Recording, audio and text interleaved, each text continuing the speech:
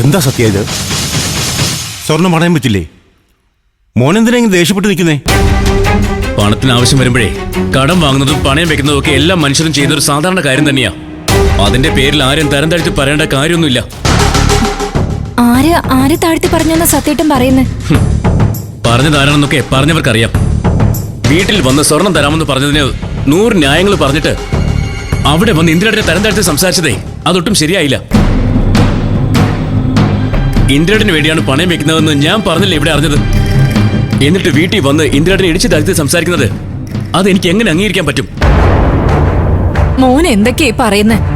സുധേട്ടൻ അവിടെ വന്ന് ഇന്ദ്രനെ കുറിച്ച് മോശമായിട്ട് സംസാരിച്ചെന്നോ? എന്റെ അച്ഛൻ ഒരിക്കലും അങ്ങനെ ചെയ്യില്ലെന്ന് എനിക്ക് നല്ല വിശ്വാസമുണ്ട്. അപ്പൊ ഞാൻ നുണ പറയുന്നതാണോ നീ പറഞ്ഞു വരുന്നത്? അവിടെ ആരെ നുണ പറയുന്നതെന്നും കുഴപ്പങ്ങൾ ഉണ്ടാക്കുന്നതെന്നും എന്നേക്കാൾ നന്നായിട്ട് സത്യേട്ടൻ അറിയാം. ആരെങ്കിലും എന്തെങ്കിലുമൊക്കെ പറയുന്ന കേട്ട് ഇവിടെ വന്ന് ഇങ്ങനെയൊക്കെ പറയാൻ എങ്ങനെ സാധിക്കുന്നു സത്യേട്ടന്? അച്ഛൻ അങ്ങനെ എന്തെങ്കിലും പറയുന്നത് സത്യേട്ടൻ നേരിട്ട് കേട്ടോ? ഇല്ല, ഞാൻ കേട്ടില്ല. പറഞ്ഞു കേട്ട അറിവേ എനിക്കുള്ളൂ. അല്ലാതെ എന്റെ കയ്യിൽ തെളിവുകളോ കാര്യങ്ങളോ ഒന്നുമില്ല. നീ എന്റെ അമ്മയെ കുറ്റം പറഞ്ഞാണല്ലോ.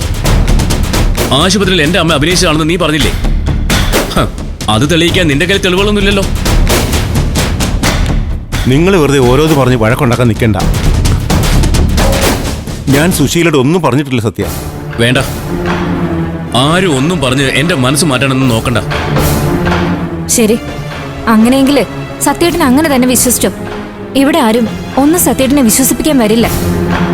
എന്നെങ്കിലും സത്യങ്ങളെ തിരിച്ചറിയാൻ സാധിക്കുമെങ്കിൽ അന്ന് സത്യേട്ടൻ വിശ്വസിച്ചാ മതി. മോളെ, നീ ഒന്നും മിണ്ടാതിരിക്കും. സത്യൻ എന്തോ തെറ്റിദ്ധാരണ ഉണ്ടായി എന്തോ പറഞ്ഞെന്ന് കരുതി നീ ഇങ്ങനെയാണോ സംസാരിക്കുന്നത്? വേണ്ട, അവളെ ആരും തിരുത്തണ്ട.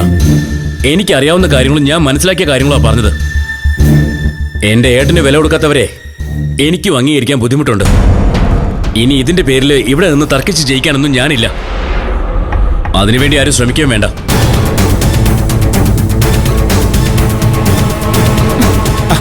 സത്യ, ഒന്ന് നിക്ക്. വേണ്ട, വിളിക്കണ്ട. ഇത്തരം തെറ്റിദ്ധാരണകൾ നമുക്ക് പറഞ്ഞു തിരുത്താൻ പറ്റില്ല.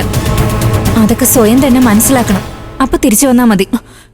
എന്റെ മോളെ, നീ എന്തൊക്കെയാ പറയുന്നേ? ഞാൻ പറഞ്ഞത് അമ്മ കേട്ടില്ലേ?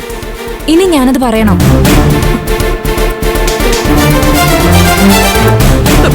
എന്റെ ദൈവമേ, എന്തൊക്കെയാ ഇവിടെ നടക്കുന്നേ?